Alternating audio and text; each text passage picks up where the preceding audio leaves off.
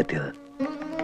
അവിടെ വെച്ച് ഗംഗയിൽ നിന്നും ഒരു പ്രത്യേക തരം സൈക്കിക് വൈബ്രേഷന്റെ അനുഭവം എനിക്ക് കിട്ടാൻ തുടങ്ങി.